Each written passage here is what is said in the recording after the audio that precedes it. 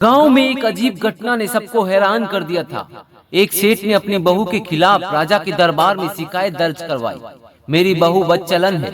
हर कोई यही सोच रहा था कि क्या सच में सेठ की बहू ने ऐसा कुछ किया था या फिर नहीं, या फिर इसमें कोई गहरी साजिश भी थी। आइए जाने उस मोड़ पर क्या हुआ जब सच की परछाई ने झूठ की दीवार को हिला के रख दिया।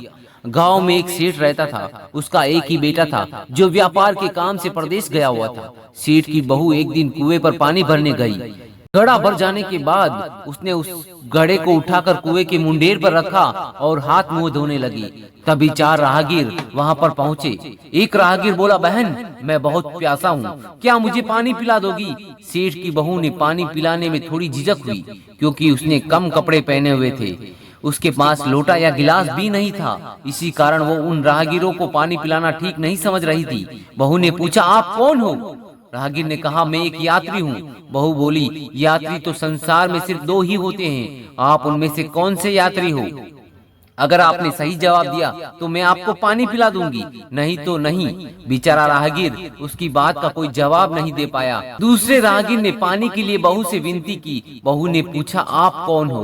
दूसरा राहगीर बोला, मैं एक गरीब आदमी हूँ। बहू ने कहा, भैया गरीब तो केवल 2 ही होते हैं, आप उनमें से कौन से गरीब हो? प्रश्न सुनकर वह राहगीर भी चुप हो गया। तीसरा राहगीर बोला, बहन मुझे बहुत प्यास लगी है, ईश्वर के लिए पानी दे दो। बहू ने पूछा, आप कौन हो? वह बोला, मैं तो एक अनपढ़ गवार हूँ। बहू बोली, अरे भाई अनपढ़ गवार तो इस संसार में 2 ही होते हैं, आप कौन से अनपढ़ गवार हो? अंत में चौथा राहगीर बोला, बहन मेहरबानी करके मुझे पानी पिला दो, प्यासे को पानी पिलाना पुण्य का काम होता है। बहू ने पूछा, आप कौन है? वह बोला, मैं तो बहन बड़ा मूर्ख हूँ। हाँ, मूर्ख तो संसार में केवल 2 ही होते हैं, आप उनमें से कौन से मूर्ख हैं? वह बेचारा उसके प्रश्न का उत्तर नहीं दे सका। चारों पानी पिए बगैर ही वहां से जाने लगे तो बहू बोली, यहाँ से थोड़ी दूर पर ही मेरा घर है, कृपया आप चारों वहां पर चलिए, मैं आपको वहां पर पानी पिला दूंगी। चारों राहगीर उसके घर की तरफ चल पड़े। बहू ने इसी बीच पानी का घड़ा उठाया और छोटे रास्ते पर अपने घर पहुंच गई। उसने घड़ा रख दिया और अपने कपड़े ठीक से पहन लिए। इतने में वे चारों राहगीर उसके घर पहुंच गए। बहू ने उन सभी को गुड़ दिया और पानी पिलाया। सेठ उस समय घर पर एक तरफ कोने पर बैठा सब देख रहा था। उसे बड़ा दुख हुआ। वह सोचने लगा, इसका पति व्यापार करने के लिए परदेश गया है और यह उसकी गैर हाजिरी में पराये मर्दे को घर बुलाती है। इसे तो मेरा लिहाज भी नहीं है। अगर मैं चुप रहा तो इसकी हिम्मत और बढ़ जाएगी। मेरे सामने इसमें शर्म नहीं आती तो मेरे पीछे क्या क्या करती होगी न जाने। बीमारी अपने आप ठीक नहीं होती, इसके लिए वेद के पास जाना पड़ता है। यही सोचता हुआ सेठ सीधा राजा के पास गया और अपनी परेशानी बताई। सेठ की सारी बातें सुनकर राजा ने तुरंत सिपाही भेजा। जब सिपाही बहू को लेने गए तो उसने कहा, तुम अपने राजा से यह पूछ कर आओ कि उन्होंने मुझे किस रूप में बुलाया है, बहन, बेटी या फिर बहू के रूप में। किस रूप में मुझे उनकी राज्यसभा में आना है। बहू की बात सुनकर सिपाही वापस राजा के पास चले गए।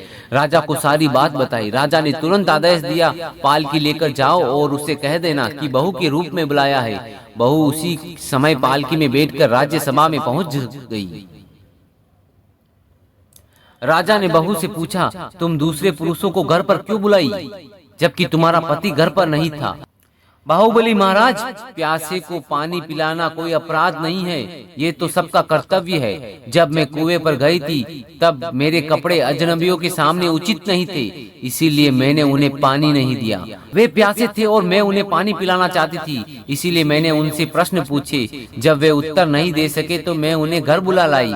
घर जाकर ही उन्हें पानी देना उचित था। राजा को बहू की बात समझ आ गई। उसने कहा, वैसे मैं भी तो सुनूं, ऐसे कौन से प्रश्न थे? बहू ने जब प्रश्न दोहरा दिए फिर राजा ने कहा, तुम खुद ही इन प्रश्नों के उत्तर दो। बहू बोली, महाराज मेरी दृष्टि में सबसे पहले प्रश्न का उत्तर है, संसार में सिर्फ 2 ही यात्री है, सूर्य और चंद्रमा। मेरे दूसरे प्रश्न का उत्तर है कि बहू और गाय। पृथ्वी पर ऐसे 2 प्राणी हैं जो गरीब है। तीसरे प्रश्न का उत्तर है, हर इंसान के साथ हमेशा अनपढ़ गवारों की तरह जो हमेशा चलते रहते हैं, वह भोजन और पानी। चौथे आदमी ने कहा था कि वह मूर्ख है, और जब मैंने उनसे पूछा, मूर्ख 2 तरह के होते हैं, तुम उनमें से कौन से मूर्ख हो? तो वह उत्तर नहीं दे पाया। इतना कहकर वह चुप हो गई। राजा ने बड़े आश्चर्य से पूछा कि तुम्हारी नजर में इस संसार में दो ही मूर्ख हैं? हाँ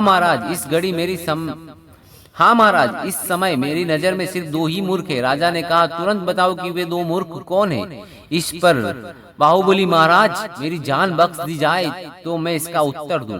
राजा ने तुरंत कह दिया, तुम निसंकोच होकर कहो, हम तुम्हें वचन देते हैं, तुम्हें कोई सजा नहीं दी जाएगी। बाहुबली, महाराज पहला मूर्ख मेरे ससुर जी है, जो पूरी बात जाने बिना बहू की शिकायत राजा के दरबार में की है। ये पहले मुझसे पूछ तो लेते तो मैं खुद ही इन्हें सारी बात बता देती। इस तरह परिवार की बेइज्जती तो नहीं होती। ससुर को अपनी गलती का एहसास हुआ और उसने बहू से माफी मांगी। बहू चुप रही। राजा ने पूछा, दूसरा मूर्ख कौन है? बहू ने कहा, दूसरा मूर्ख खुद इस राज्य का राजा है, जिसने अपनी बहू की मान मर्यादा का जरा भी ख्याल नहीं किया। बहू को भरी राज्य सभा में बुलवा लिया। बहू की बात सुनकर पहले राजा को क्रोध आया, आग बबूला हो गया, परंतु तभी सारी बातें उसके समझ में आ गई। समझ में आने के बाद राजा ने बहू की समझदारी और चतुराई की सराहना की। बिना सच्चाई जाने किसी पर आरोप नहीं लगाना चाहिए और महिलाओं का सम्मान करना चाहिए। जय श्री राम, जय श्री राधे राधे। कहानी अच्छी लगी हो तो कमेंट में बताएं।